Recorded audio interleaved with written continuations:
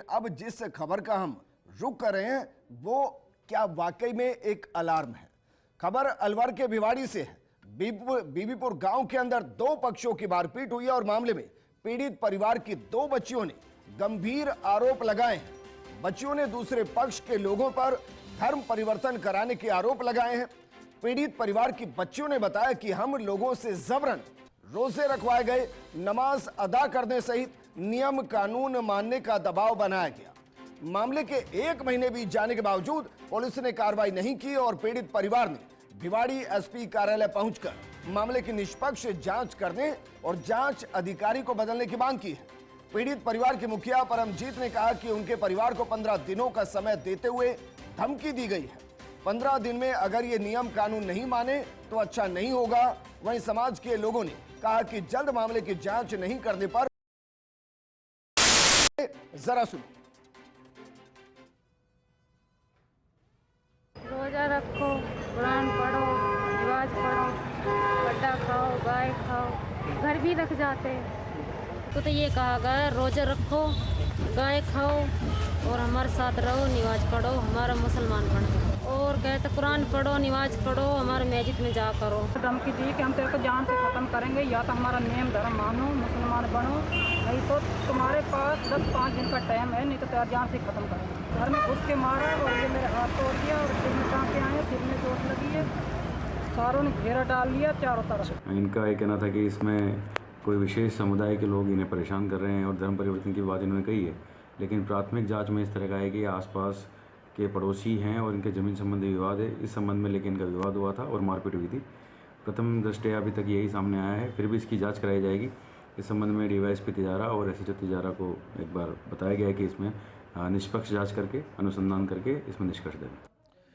तो देखिए, एक तरफ वो पीड़ित पक्ष है जो कह रहा है कि जबरन उनको धर्मांतरण की बात की जा रही है, जबरन रोजे रखवाए जा रहे हैं, जबरन नमाज अदा कराई जा रही है, और दूसरी तरफ पुलिस का वर्जन है जो कह रहा है कि इस मामले में कोई प्राथमिक तौर पर सबूत नहीं मिले जो इसकी पुष्टि करें और ये जमीन से जुड़ा एक मामला। और इन सब के बीच में फर्स्ट इंडिया के कुछ सवाल हैं जो इस पूरी घटना पर खड़े हो रहे हैं। खुलेआम क्या वाकई में वहां धर्म परिवर्तन करवाया जा रहा है?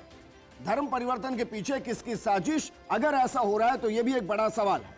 धर्म परिवर्तन कराने वालों पर कब कार्रवाई होगी? क्योंकि इन्वेस्टिगेशन ऑफिसर पर भरोसा नहीं है। एसपी ऑफिस जाना पड़ा, आखिर क्यों जाना पड़ा? क्या वाकई में निष्पक्ष जांच नहीं हुई और किसकी शय पर खुलेआम धर्मांतरण की कोशिश वहां कराई जा रही है? अगर ये आरोप सही है तो, क्योंकि ये जांच का विषय है, लेकिन जिस तरीके से आरोप लगाए गए वो आरोप बेहद गंभीर है। मेरे सहयोगी सुरेंद्र जुड़ गए। सुरेंद्र, एक तरफ पुलिस कह रही है कि सबूत नहीं मिले और दूसरी तरफ एसपी ऑफिस के बाहर पीड़ित खुलेआम कह रहा है कि उनके साथ क्या क्या किया गया है। इसकी जांच क्यों निष्पक्ष तरीके से नहीं की गई?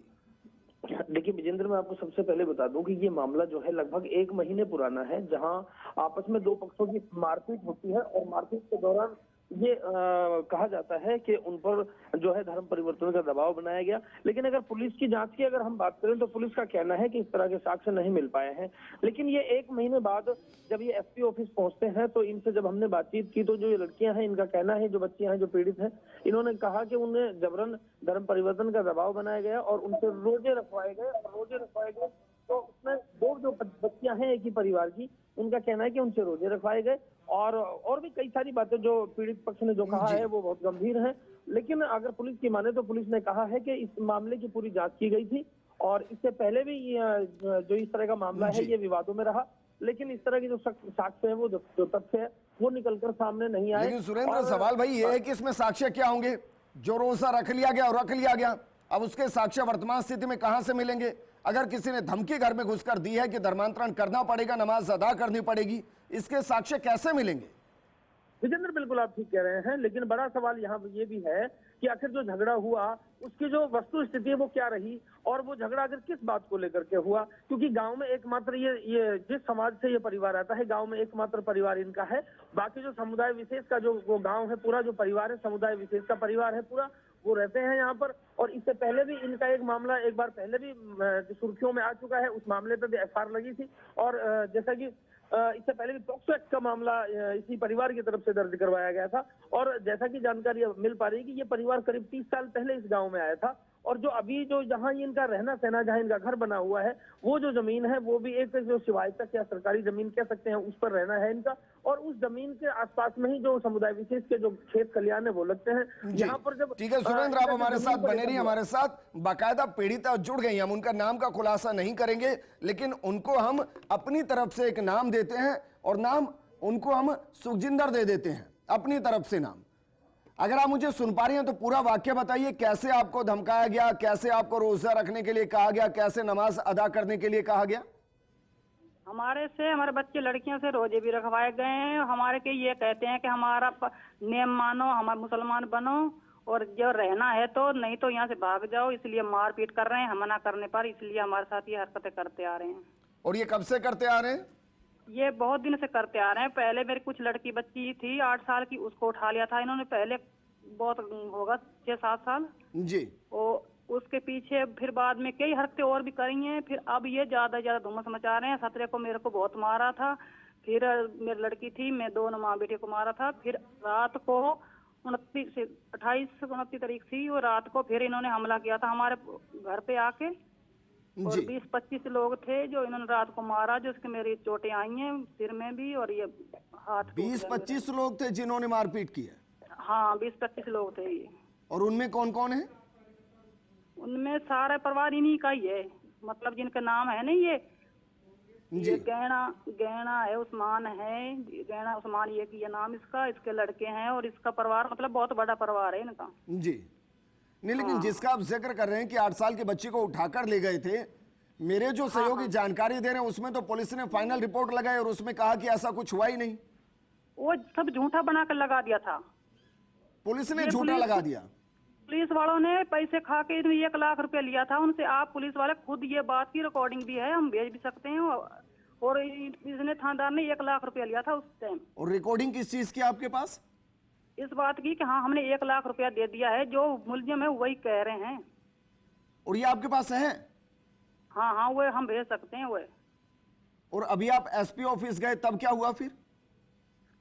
तब उन्होंने तफ्तीश कही थी कि अब तफ्तीश हो रही है, 2 दिन की और बात है, तफ्तीश हो जाएगी। और फिर हमने यही कही कि ये थाने में तफ्तीश नहीं होनी चाहिए, वह आए कोई और करे तफ्तीश। आप ये कह रहे हैं कि जो थानेदार वहां लगा हुआ है वो पैसे खाकर आपके खिलाफ वहां सारे सबूतों को जुटाता है, आपके पक्ष में होता ही नहीं, आप ये कह रहे हैं? बिल्कुल नहीं होता। इतने हमने केस, इतने हर बात का झूठा ही मानी जा रहा है। वह पूरा गांव एक तरफ होके कह देता है, और हमारी ये घर की बिल्कुल सुनाई नहीं होती। आपके परिवार में कौन कौन है? नाम मत बताइएगा प्लीज किसी के। नाम बताइए? नाम मत बताइएगा, बस ऐसे बताइए कि कौन कौन है आपके घर में। हम हैं जैसे मतलब 2 तो भाई हैं। ठीक है। हाँ, और लेडीज हैं। तो जो आप कह रहे हैं कि भाई 20-25 लोगों ने मारपीट की, फिर तो चोटें सभी के शरीर पर होनी चाहिए। हाँ सबन के हैं। किसी के गुम चोट आई है, और इस मेरे पति के कान कटा हुआ है, उसके भी टांके आए हुए हैं जी। और जो लड़कियां उनके भी चोटें आई हुई हैं, गुम चोट सबन की उनकी भी हैं, और मेरी थोड़ी ज्यादा चोट है, बहुत गंभीर। तो ये जो हाथ में प्लास्टर जो बंधा हुआ है, क्या आपके ही हाथ में प्लास्टर बंधा हुआ है? हाँ मेरे हाथ में। तो क्या फ्रैक्चर हो गया है, क्या हुआ? फ्रैक्चर है जी। और ये कैसे हुआ? ये उन्होंने लाठी मारी और फरसी सिर में मारी, जो सिर में चोट है मेरे। आपके सिर के ऊपर उन्होंने फरसे से वार किया? हाँ फरसे से वार किया है। कितने टांके आए? इसमें टांके, अंदर टांके हैं मेरे, नहीं दिखता मेरे को कितना है कितने नहीं। तो अभी आप क्या चाहते हैं कि अभी आप एसपी से मिले? क्योंकि हम एक एसपी तो नहीं, लेकिन वहां के एक अधिकारी का बयान सुना रहे हैं। वो कह रहे हैं कि मामले में जांच की, हमें तो सबूत ही नहीं मिले हमें कि भाई रोजे रखवाए गए, नमाज अदा करा गई, धर्म परिवर्तन करवाया जा रहा है, ऐसे सबूत ही नहीं मिले। वो तो अभी भी ये कह रहे हैं।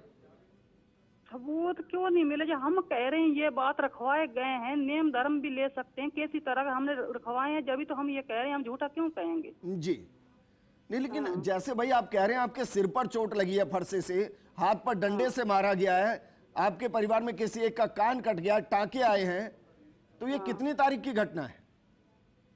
ये 29 तारीख की। तो 29 तारीख को आप अस्पताल भी गए होंगे सभी? फिर हमें को रात को 100 नंबर पे कॉल किया था कि और किसी ने भी किया था, जब पुलिस हमारे को उठा के पुलिस लेके गई है, फिर अलवर रेफर कर दिया है।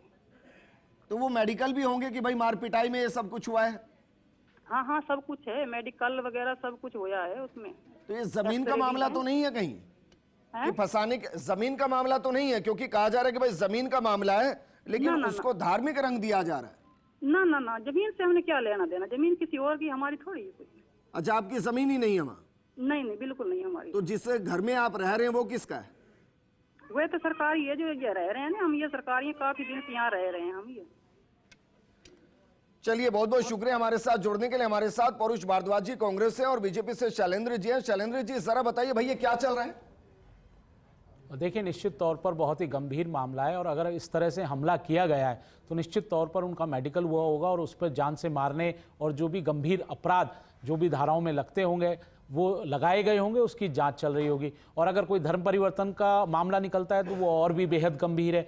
उस सब की जांच अभी मैं आपके स्टूडियो से ही देख रहा था कि जो वहाँ के उच्च अधिकारी हैं अलवर के, भिवाड़ी के, उन्होंने सारा प्रकरण अभी आपके सामने बताया। अगर उसमें कोई भी किसी भी तरह, उन्होंने नहीं बताया ना कि कितने गिरफ्तार हुए हैं, सिर में टांके लगे हैं, हाथ तोड़ दिया गया है, कान काट दिया गया है। अब ये मजाक में तो हुआ नहीं होगा। एक बार के लिए इसको जमीनी विवाद भी मान लिया जाए तो जिनके ऊपर वार किया गया, जानलेवा हमला किया गया, क्या उन आरोपियों को गिरफ्तार भी नहीं किया जाएगा? नहीं, बिल्कुल निश्चित तौर पर गिरफ्तार किया जाएगा, क्योंकि ये बहुत ही गंभीर आरोप है। अगर किसी भी मनुष्य के जान पर हमला किया जाता है, महिलाओं पर हमला किया जाता है, बदतमीजी की जाती है, तो बहुत ही गंभीर आरोप है। और आपराधिक मामलों में आपको मालूम है पुलिस तुरंत एक्शन लेती है, गिरफ्तार करती है। उनका मेडिकल देखना पड़ेगा कि उनकी चोटों की प्रकृति क्या है, वाकई फरसे से लगी है। तो ये सारे तमाम अनुसंधान का विषय है। थोड़ी ना बैठकर झूठ बोल जाएंगे, वो कहने लग रहे हैं कि उनके पास ऑडियो रिकॉर्डिंग है। नहीं, निश्चित तौर पर वो दिखाएं एसपी को। बिल्कुल, आप निश्चित, ये सब हुआ, निश्चित पुलिस का वर्जन नहीं है। मैं ये जिन्होंने कह रहा हूं, मारपीट की उनके वर्जन की बात कर रहे हो। देखिए, माननीय भजनलाल सरकार किसी भी अभियुक्त को नहीं बचाती है। अपराधियों को हम सख्त से सख्त सजा देने में विश्वास करते हैं। हम राजस्थान में अपराधीकरण को खत्म करने का काम कर रहे हैं। और अगर कोई भी बात है, अगर वो एसपी ऑफिस भी गई हैं तो उस वीडियो क्लिप या ऑडियो क्लिप को उनको दिखाना चाहिए कि इस तरह से आपके सबऑर्डिनेटेड अफसर ने 1 लाख रुपए की रिश्वत मांगी, उसको तुरंत बर्खास्त किया जाना है। बिल्कुल, आप बताया ना, तो मैं यही बोल रहा हूं कि एसपी को ये जाके सारी चीजें बतानी चाहिए। इस मामले की जांच अच्छे से की जाए और डिमांड की जा रही है कि भाई इन्वेस्टिगेशन ऑफिसर को बदल दिया जाए, तो इस पर भी सोचना चाहिए।